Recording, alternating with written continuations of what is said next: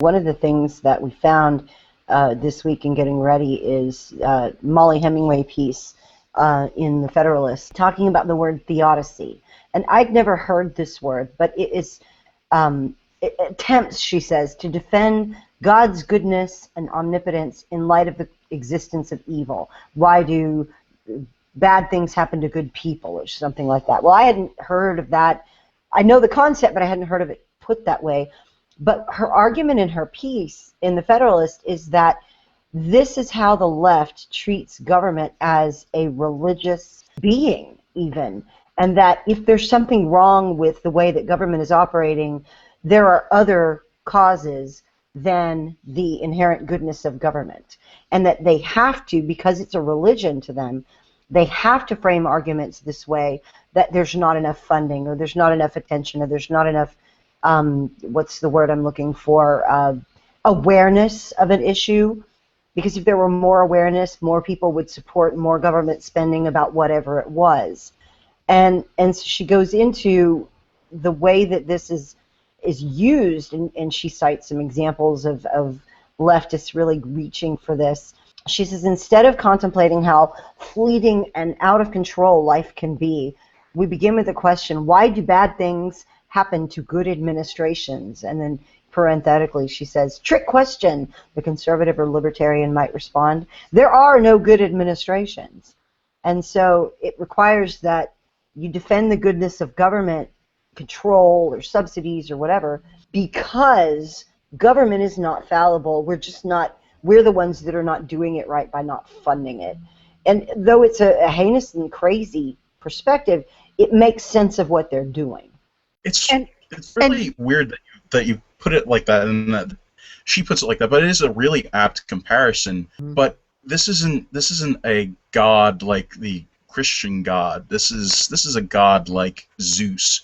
This is a god that we need to be offering our sacrificial rams to in order to stay appeased, in order for us to stay safe from the lightning and the thunder and the rain and the elements. We need to constantly be putting in, because if we aren't putting in our fair share, if we aren't contributing that sacrificing those virgins, then we're going to suffer miserable, horrible, terrible deaths.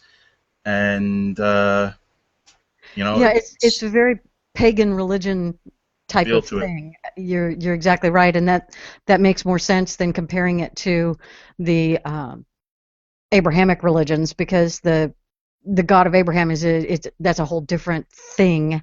But the pagan tradition of the sacrifices that you were to make to your Greek or your Roman or your Inca gods, whatever, that kind of mentality is the way they look at government. Is the god that they have to sacrifice to and please, and anything bad that happens is because they have displeased the gods. And what was also characteristic of pagan civilizations is they got all interested in the personal lives of their gods. They told stories all about it and were fascinated by gods pretending to live like them. And people do that with government. You can kind of see it. And it makes sense to kind of understand the parallel there. Human beings need, there's a physical, I've even seen studies about a place in the brain that is stimulated when people believe in God. There's a reason that humanity believes in gods. We have this need to do so. And when you're not going to believe in the Christian God or the Jewish God or the Muslim God or whatever, or the Buddhist God, if you're not going to believe in one of those gods, then government replaces it. And since government has been really, really busy with destroying the family and trying to replace your desire for the family with the government, it does make sense that every single problem has to be analyzed and looked at in terms of your core religion and your core religious belief. And it also explains why the people who are so central government behave as if they are so morally superior. Because that's the other really annoying thing about all these leftists, is that they will dance on the graves of the Amtrak passengers, telling us that we need to donate more money, we need to give more money at the point of a gun to government, and they will do so from the standpoint that they are the ones who are morally superior to us. The solution to every leftist made-up problem or sin, since we're putting it in a religious context, is to give them more money and more power. Global cooling, the world's going to end, the polar ice caps are going to freeze over, and we'll be in a deep winter and everyone will die. Give the left in power more power.